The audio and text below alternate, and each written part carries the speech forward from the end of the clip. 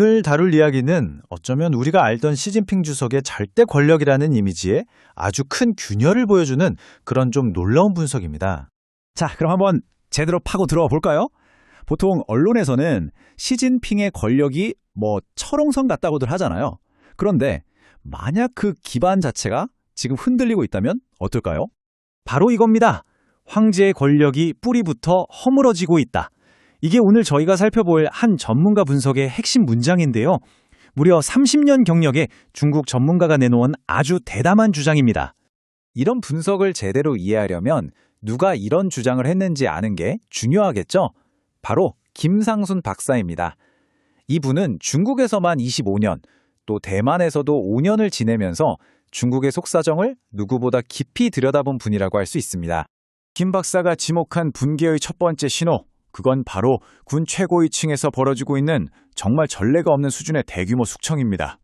근데 이게 되게 흥미로운 게 이 숙청을 어떻게 알아내냐는 거예요. 정부가 누구 숙청했습니다 이렇게 발표하는 게 아니거든요. 대신에 전국인민대표대회라는 아주 핵심적인 정치기구에서 군 대표 명단에 누가 빠지는지를 추적해서 이 사람이 숙청됐구나 이렇게 파악한다는 거죠. 그 규모가 정말 어마어마합니다. 2022년 10월부터 지금까지, 그러니까 2년도 채 안 되는 기간 동안 무려 27명의 군 고위급 인사들이 대표 자격을 잃었어요. 이건 그냥 자리 이동이 아니라 군 내부에서 거대한 지각 변동이 일어나고 있다는 명백한 신호인 셈이죠.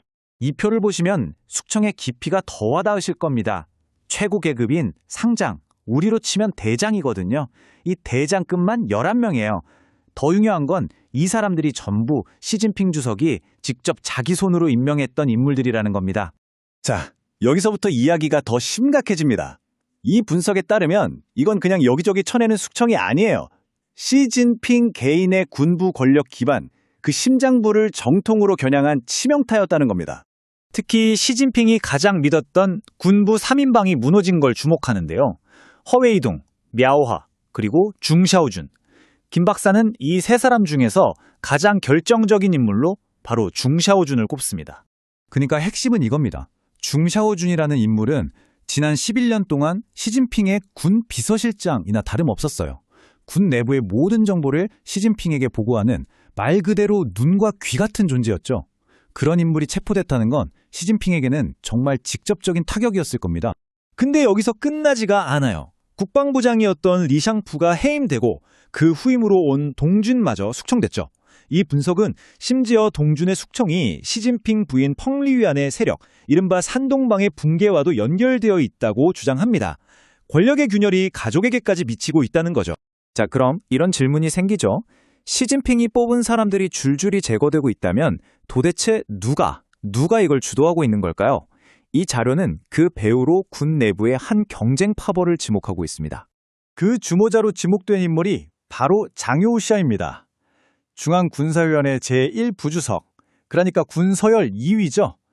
이 분석에서는 그를 반시진핑 파벌의 수장이자 군분의 막강한 세력인 태자당의 리더로 묘사하고 있습니다. 이 표를 보시면 권력투쟁 구도가 한눈에 들어옵니다. 시진핑 쪽은 자기가 임명한 장성들이 숙청되면서 권력 기반이 약화되고 있는데 반대로 장효시아 쪽은 군 통제력을 점점 더 강화하고 있다는 거죠. 한쪽이 무너지면 다른 한쪽이 그 빈자리를 차지하는 전형적인 권력 게임의 모습입니다. 그리고 이 분석이 내리는 결론은 정말 단호합니다.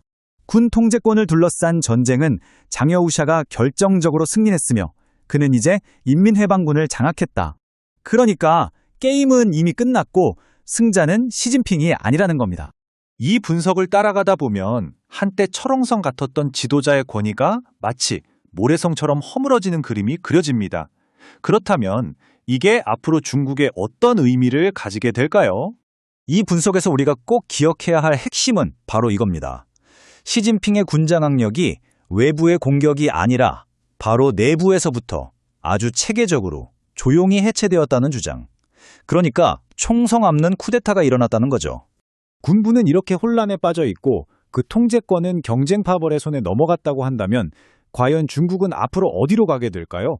이 분석은 세계 최강대국 중 하나인 중국의 안정성에 대해 우리에게 아주 근본적인 질문을 던지고 있습니다.